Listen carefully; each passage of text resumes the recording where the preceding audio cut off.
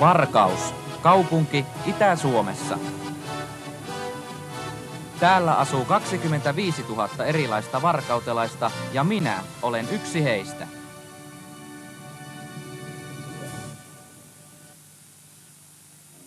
Jo kunnan vaakuna viittaa teollisuuteen ja laivan rakentamiseen.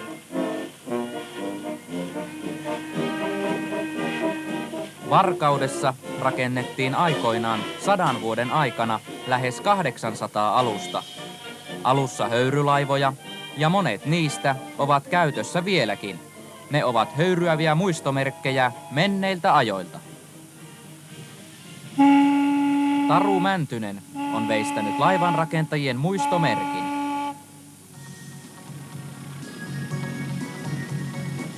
Jos sinä tulisit vierailulle Varkauteen muualta Suomesta tai ulkomailta, esittelisin sinulle ensin kaupunkia ja sen ympäristöä.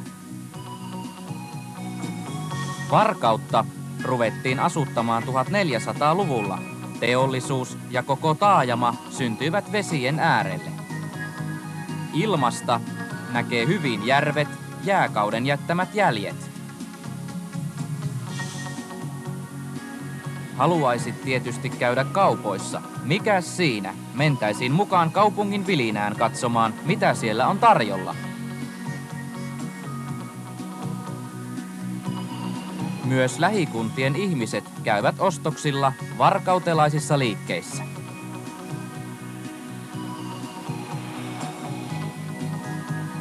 Ja kaupoista ei ole pitkä matka torille. Kesäisin torilla on tunnelmaa. Iltatorit Päiviön saarella kuuluvat jo varkautelaiseen perinteeseen.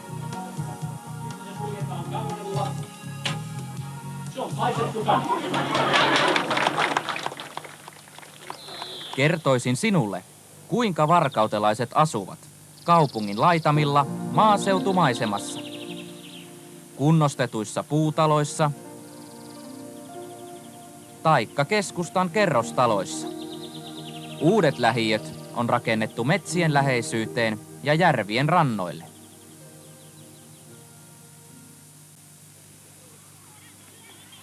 Ilman muuta kävisimme järvessä uimassa.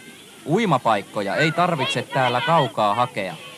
Tuskinpa lastenkaan aika kävisi täällä pitkäksi.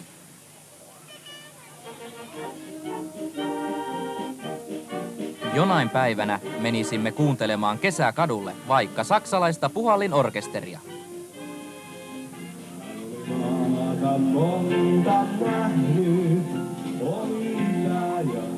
Vai pidätkö enemmän suomalaisesta musiikista, laulusta kenties? Tunnetut laulajat vierailevat usein Varkaudessa konsertoimassa. Ehkäpä sinua kiinnostaisi suomalainen tanssi.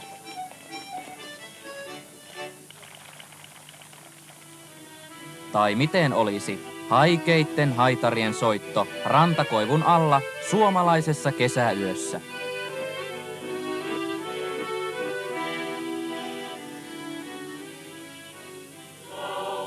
Eikä kansallispuku päällä tarvitse laulaa pelkästään suomalaisia kansanlauluja.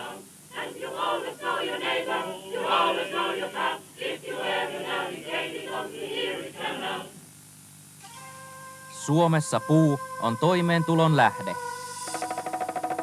Ja metsä on salaperäinen.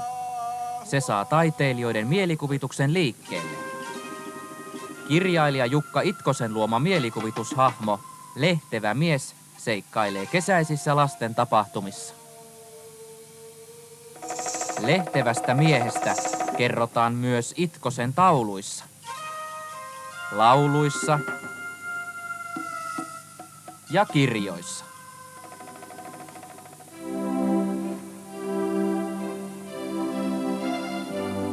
Ympäri maailmaa tunnettu taidegraafikko Väinö Rouvinen on kuvannut töissään paljon suomalaista maisemaa. myös metsää ja sen asukkeja. Jokaisen suomalaisen sisällä humisee metsä. Vähän matkan päässä metsän takana hitsauslaite toimii taiteilijan työvälineenä.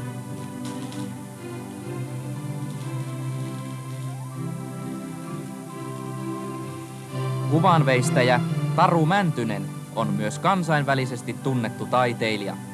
Monien hänen veistoshahmojensa juuria voi etsiä suomalaisista kansantarinoista. Luultavasti haluaisit nähdä myös Varkauden taidemuseon. Vaihtuvat näyttelyt esittelevät uutta kotimaista ja ulkomaista taidetta. Pysyvässä kokoelmassa on myös suomalaisen taiteen merkkiteoksia.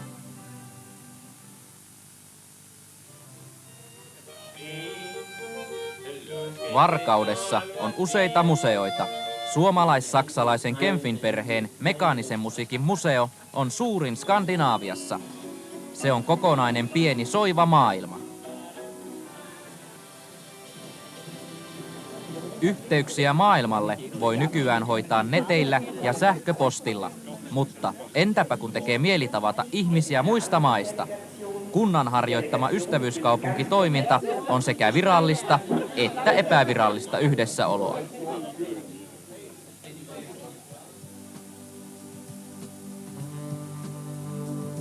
Vain muutama askel erottaa vanhan kanavan uudesta Saimaan syväväylästä, jonka kautta Varkaudesta on yhteys maailman merille.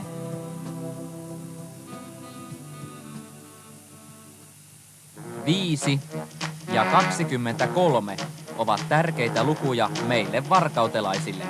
Ne ovat Suomen läpikulkevien valtateiden numeroita. Molemmat ovat vilkkaita väyliä eri ilmansuuntiin. 9, 8, 7, 6, 5, 4, 3, 2, 1, 0.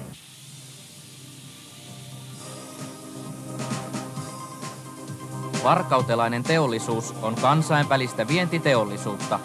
Enson tehtaiden puunjalostustuotteista liki 90% menee vientiin. Ja osa käytetään Helsingin Sanomain Varkauden painolla Helsingin Sanomien, Ilta-Sanomien ja vientituotteiden painamiseen.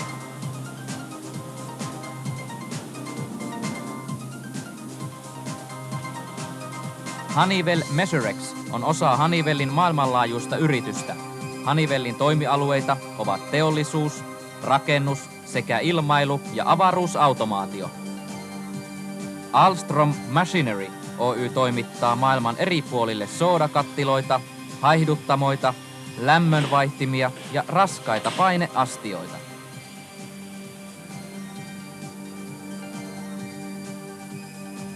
CAE Screenplates valmistaa seulalevyjä, sellu, paperi ja muulle massankäsittelyteollisuudelle eri puolille maailmaa.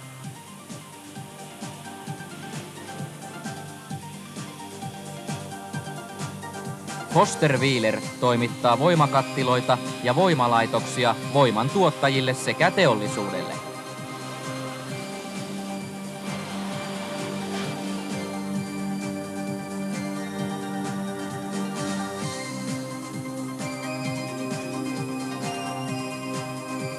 Corensolle tuodaan vuosittain tuhansia tonneja käytettyjä nestepakkauksia Keski-Euroopasta, suurin osa Saksasta. Corenso valmistaa muun muassa niistä hylsykartonkeja. Nahkatuotteiden valmistaminen on vielä pitkälle käsityötä. Rebacks on yksi vanhin ja maineikkain varkautelainen perheyhtiö. Tärkeimmät vientimaat ovat Pohjoismaat, Japani ja Venäjä. Niin kuin muistat, alussa oli vesi ja metsä. Niiden ympärille rakennettiin kaupunki nimeltä Varkaus. Kun tulet tänne, suosittelen miniristeilyä Paul Vaalilla.